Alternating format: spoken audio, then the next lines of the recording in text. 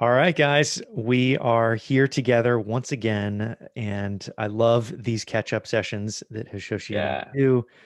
The last time that we spoke was March of last year. Ethereum was at 100 and I think it was 40, 130, yeah. and Bitcoin was at 6,000. Oh, how times have changed. Oh, how times have changed. But I figured that would be a fun little timestamp with Yeah, these collaborations that we've been doing. Because this will be love it, like the man. third or fourth one that we've done, maybe once a year. Yeah, definitely, definitely a long overdue catch up. Yeah. So today's talk is two super trendy topics merged together, the evolution of DeFi and NFTs. So I think, maybe we could just go back and forth with questions and things like that. But where do you see DeFi being right now in terms of the stage that we're at? Yeah, I mean, I think if you look at just like the fundamental numbers, I think that last I checked a couple days ago, um, there's like almost 40 billion US dollars like locked up in DeFi in some capacity. And that's across like lending and decentralized exchanges and other protocols. And I think the sheer volume of that compared to where we were like this time last year, where I think I can't remember the exact time, but I was celebrating on my channel not too long ago $1 billion locked up, and now we're at 40. So like that, if that gives you an indication of the growth and how fast it's happening. And then secondly, now all of these new layer one protocols, like other than Ethereum, they're starting to say our path to adoption is creating cool DeFi projects or incubating cool DeFi projects that'll draw people in to use our tooling, our layer one chain, and our dev tools. And that I think is where what we're going to see in 2021. Yeah. Yeah, agreed. I think it's crazy to look back on content about celebrating these different milestones. And Yeah. for everybody that is watching this, when I was mentioning the 130 price point of Ethereum, 6,000 price point today, Bitcoin's over 50 or 51,000 and Ethereum's Mhm. over, what is it, 1,500 or 1,600? Yeah. So just to give everybody that watermark in terms of the changes. And one exciting thing that I've noticed as well with DeFi was that, Lightning used to be this huge thing. You and I talked about it originally. We Yep. talked about side chains and how that was going to be really big. And I was super bullish on Lightning. And I think that DeFi has sort of moved a lot of that attention over Mhm. towards it. I know that, with all the financial instruments that are coming out and liquidity pools and things like that, people are just so much more interested in that than these like kind of layer two solutions that I've seen. I mean, obviously Matic and things like that are popular because of gas fees, but like these these financial instruments are pushing Bitcoin into the actual store of value place. Like they're just Yeah. moving it in that direction.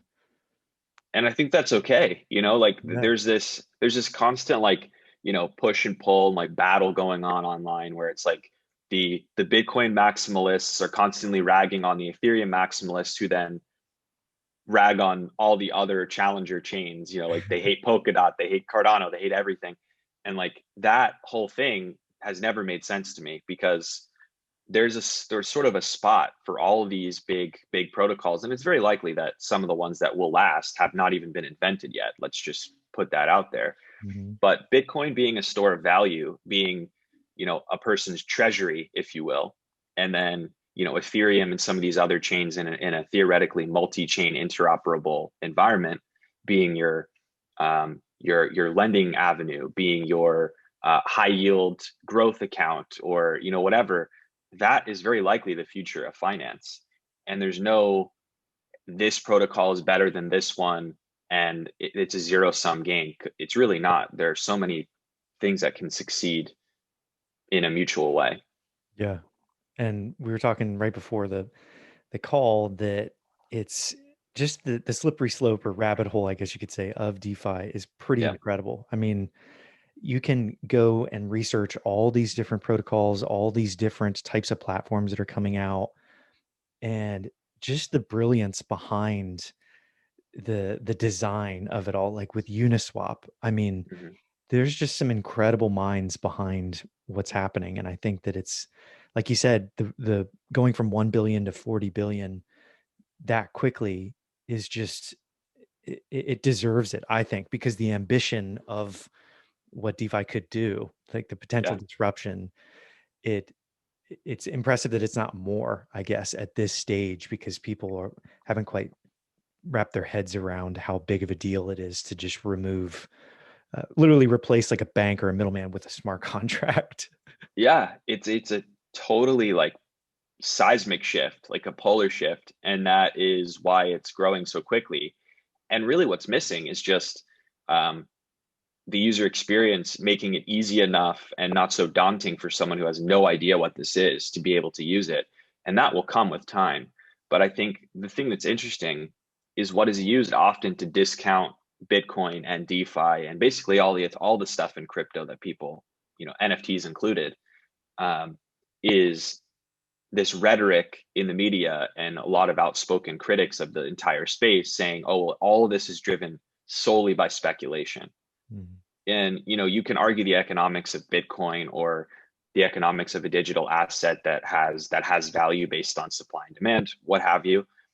But from a fundamental place, I disagree with that premise because any asset you can think of is driven in large part by speculation, like stocks and gold to an extent, a bunch of metals and a bunch of commodities. Those things might have utility in some cases, but the price moves based on speculation all the time. And so to discount crypto and to discount DeFi, especially as like, oh, this act of speculation, you're just ignoring all the value and potential value that these things could have. So I Mhm. think if you're watching and you're listening to the news and you're hearing like, oh, well, maybe I should get out of here and not play around in this space and not learn about it because people say it's all speculation. Do a little more digging and you'll find that there's way more value here than you might see on the surface. Mhm.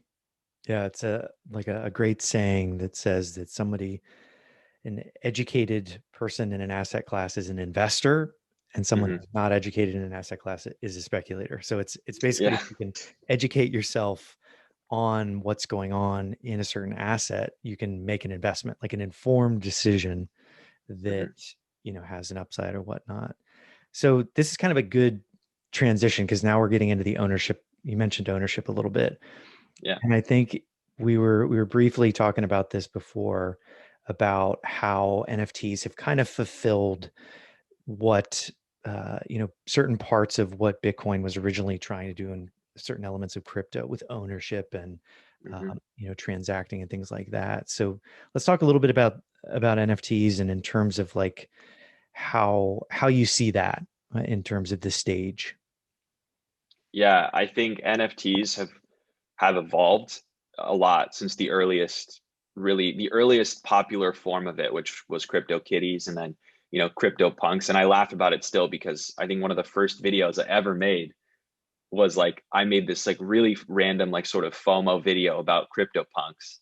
And it was like, at the time, I'm like, wow, this is embarrassing. Like, no one cares about this. And now looking back, like, there are crypto punks selling for insane sums of money. So I'm like, Yeah. hey, hopefully somebody made some money from that video.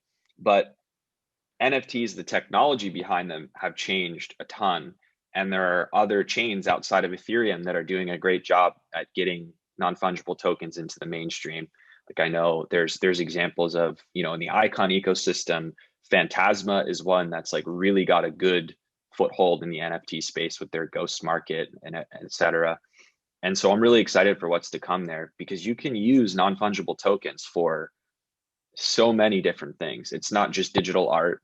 It's not just digital collectibles, but it's, event tickets. It's, there are some people that are making standards that are non-fungible in regards to, titles to homes and cars and other big fixed assets. I mean, the potential is fairly endless for non-fungibles. But that being said, I think the biggest challenge is a generational gap and a generational concern with, a large set of people in the world right now, um, not able to reconcile the fact that they own something that doesn't have a physical form Hmm. in the truly digital, digital art, digital collectibles. So I'd flip a question to you then.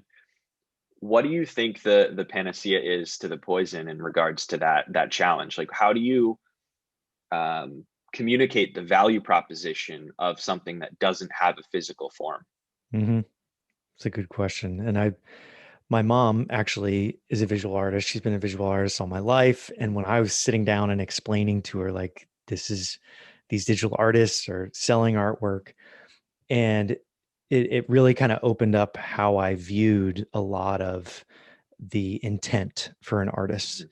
And I think one of the founders from Nifty Gateway talked a little bit about this, where the intent or an artist's signature, for example, if they are intending for there to be one of one and it's on chain, you can prove that it is a one of one and it is coming from that artist originally, that signature originally, that is the fundamental piece that is important to buying a piece of artwork in the physical and digital world. Like knowing that the artist intended for you to have that um, is such a huge key part that kind of blurs the line between the two, physical and digital. So I like thinking about it around intent, and I do like thinking about it as the signature. Like you could have a signature on a painting, and it's the same thing as having, that minted on chain under your address as the artist. And I think that there is going to be some bridges. Like, for example, we were talking about this before with Beeple, Mhm. and Beeple just made history yesterday, as of recording this, selling a piece for $6 million, which is Insane. just wild Yeah. on Nifty Gateway's secondary market. They came out and said, like, we confirm this. The person wants to remain anonymous. I may or may not know who was involved around that, but I think it's a substantial mark in the space that says that this one piece of art could sell for $6 million. And there's just so much Mhm. hype and things like that. But Beeple's intent was to have it be that one of one. He intended to get it in the hands of like bona fide art collectors and things like that. Mhm. So I think that that's an important piece because people's really spearheading the space. So I've been following everything with his everydays and things like that. His collection there with B20 tokens done by Metacoven and Metapurse that are really spearheading that. But yeah, I art is a good one. I really like that because it helps artists, and that's near and dear to me. Yeah. But I think gaming is pretty crystal clear, in my opinion, the play to earn concepts of Yeah. ownership and owning pieces. But yeah, what are your thoughts around the physical and digital pieces of NFTs? Yeah. I mean, it's a challenge because it's so fundamentally different than I think what most people are taught as valuable as a kid would be, right? Like you get a physical item, like maybe your parents give you like a tiny little like 1/8 ounce gold coin. And they're like, this is valuable because it's lustrous, it's a physical piece of metal, what have you. And so to change your way of thinking to be like this $200 you know bundle of bits and bytes basically is also a tangible but semi-untangible asset that I can't hold, but it's still valuable. I think that's a tough mental gymnastics thing for a lot of people to get around. Mhm. But like you said, naturally for gamers, been doing this for a long time, and actually in a far worse way because if you play Fortnite, you're buying all these skins and like you know items in the game that are not really attributable to you in terms of ownership. Like if your account gets burned, right? If it gets hacked and someone closes your account or you get banned from Fortnite, you don't carry those items with you. Like that money is just gone, right? Those items are gone. Whereas on the flip side with non-fungible tokens in a minimally viable ecosystem, you'll carry your earnings in games and across games probably for eternity, right? As you earn them or as you buy them. And I think ownership is just very, very important to the gaming industry. Like that's where it's been trending for a long time. But finally, the technology is there to do it in a way that's not siloed to one game studio. Mhm. So from that perspective, I'm stoked. But it will change the art industry, because if most art is viewed in a digital format, like the business model behind museums, I think will shift a lot, because they now I can admire art anywhere in the world, which is a good thing for the general public, but it will eliminate the need in many ways for the next several generations of artists to publish things that they want to show up in a museum, because anyone now can view it from anywhere. Hmm. So like little things like that will change, and it'll take time. But I think it's all a natural, like natural progression of consumption of beautiful art and content.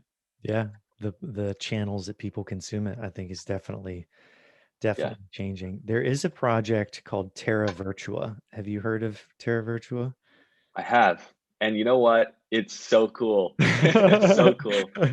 So I have an interview dropping very soon on my channel with Gary, the CEO, and he's literally like George Lucas. Like he is the one of the first people behind licensing IP for video games when in the Yeah. 80s and 90s, getting it out there. And he talks about literally something similar to along the lines of what you were saying. Was it just owning an asset within like something like Terra Virtua versus Fortnite, where if poof Fortnite goes away, then all your skins and all of those assets go away with it. Whereas with Terra Virtua or any of these other games, Gala games, or some of these different these NFT focused games, it just supersedes the lifespan of the game. If it wasn't around, you could just pass it to your grandkids and their Hmm. grandkids, and it just goes on forever, which I think is just such an underrated concept around ownership, just raw, pure ownership, that it's yours and yours alone, you know? Yeah. And it gives you, I think it gives game developers this whole new um, structure to put to their game, where you can create these like really complex and nuanced um, and randomized, in a way, earnings structure within your game, or incentive structure, and say, you know, you'll have a random chance to, to open this chest and get an item that's made from, you know, a 500,000 attributes, in the game, that you and only you will ever have, or Mhm. likely ever have, probabilistically. And that's something you can carry with you for forever. Yeah. It's such a unique value proposition for gaming specifically. Hmm. And you mentioned CryptoKitties, and we have to circle back to that because CryptoKitties Yeah. is, interestingly enough, the foundation of a lot of the builders and founders of projects today. Like a lot of Hmm. people first, the light switch went off when they saw the goofy little kitties on there. And, and now with Flow coming out, the Flow blockchain that has NBA Top Shots on there, Hmm. they've really captured this a very similar kind of concept of licensing big brands and bringing them into the mainstream. And I I find it fascinating that they're capturing moments, and that's a new way to consume literally like a moment in time and own that moment in time. So these NBA stars are now coming on there and buying their own moments in Hmm. time. It's just so meta when you kind of piece all these things together, where it's uh it's all just this one big pie of all these different NFTs, and people are all helping each other out. And now that these big investors are coming in, like with NBA Top Shots, you can see the potential for it with things like Hmm. their packs and things like that. Yeah, it's unbelievable. And I will share this here first, for the first time. Actually, it's like this idea that I've been working on for a little while, and the implementation is going to be, probably it's going to vary. But I'd had this thought that for video content, right, there's an avenue for creators to say, I'm going to put out a five NFT, like five supply NFT sale, to sell space in my video for people to request content, right? And then after that video is completed, those NFTs represent the segment that you own, right? And it's kind of a two-sided thing, because it's a way for content creators to, you know, I won't even say sell ad space, but just basically sell time and sell content space, but secondly, for people to really feel like they were a part of it rather and they own it rather than just saying, okay, well, here's the answer to your question. Thanks very much. And then you can go back and point to your friends and say, hey, well, yeah, this creator answered my question.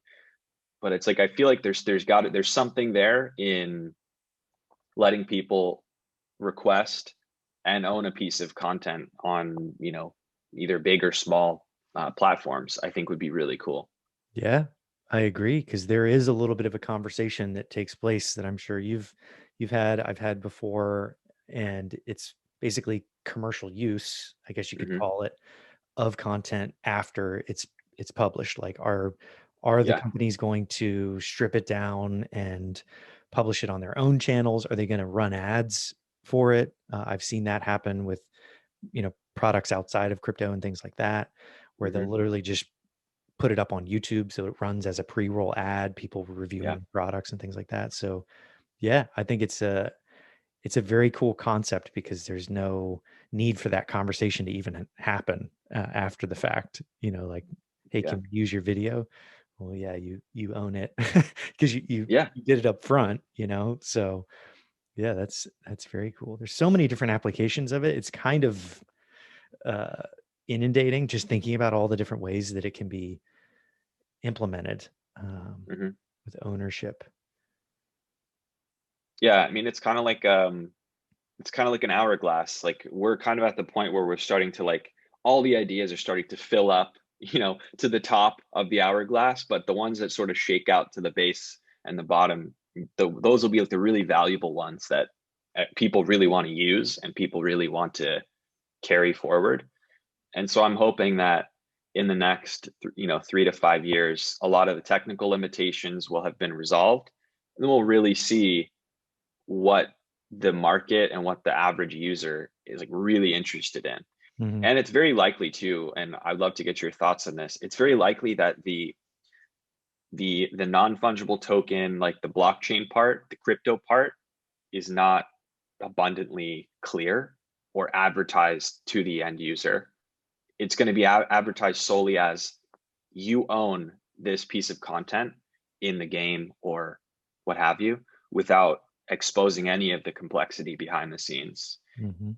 Do you think that it'll sort of get obscured behind the customer facing product, or do you think it'll still be clear that it's NFTs?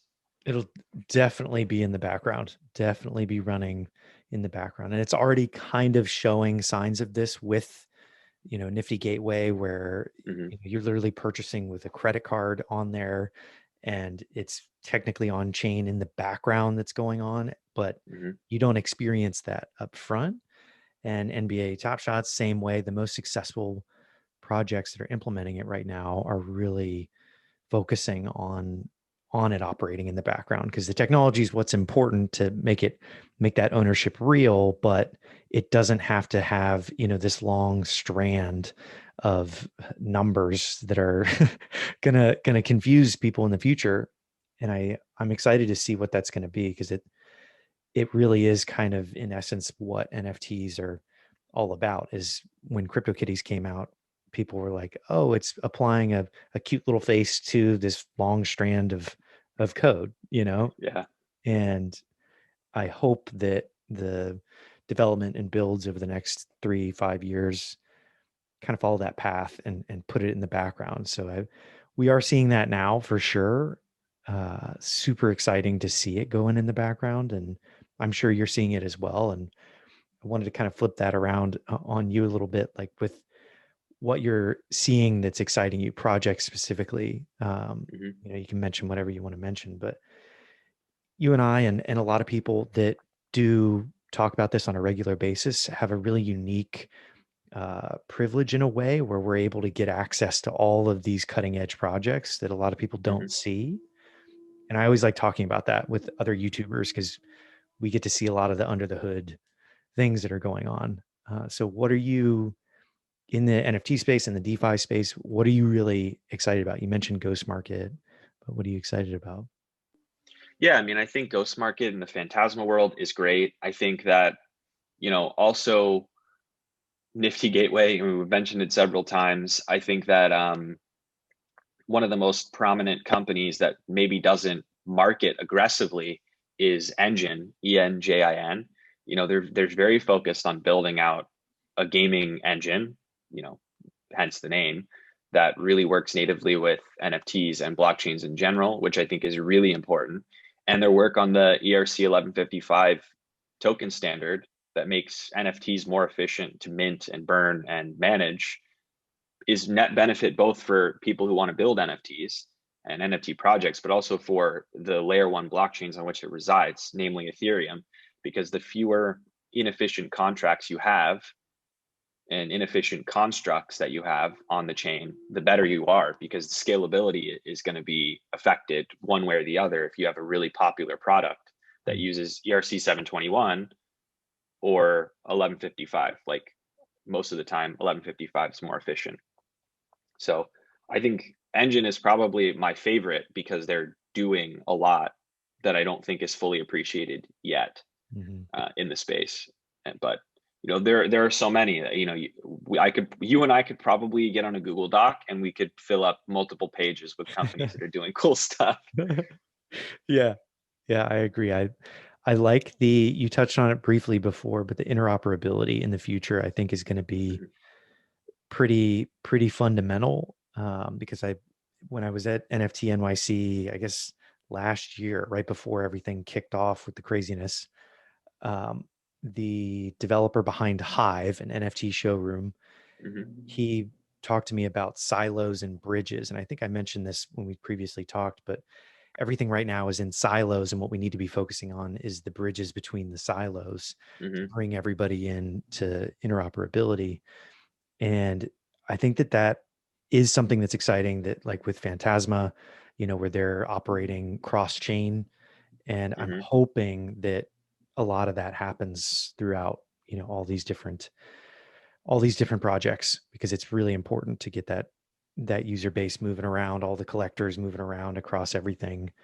And I think that's one of the reasons that we're focusing on what we're building at Grow Your Base is just interoperability. And I think a lot of people should be focusing on that 100%. 100%. Totally. Yeah. And I mean, again, for anyone watching, if you haven't yet checked out Grow Your Base, it's awesome. Because I mean, I go on a fair bit because it's just a great place for me to scroll through and just see what new NFT projects and products there are out there, because they get aggregated into one spot where it's easy for me to find new stuff. And I use it as like a discovery platform, which I guess the undertone of it is that's what it is, but Yeah. it's fantastic.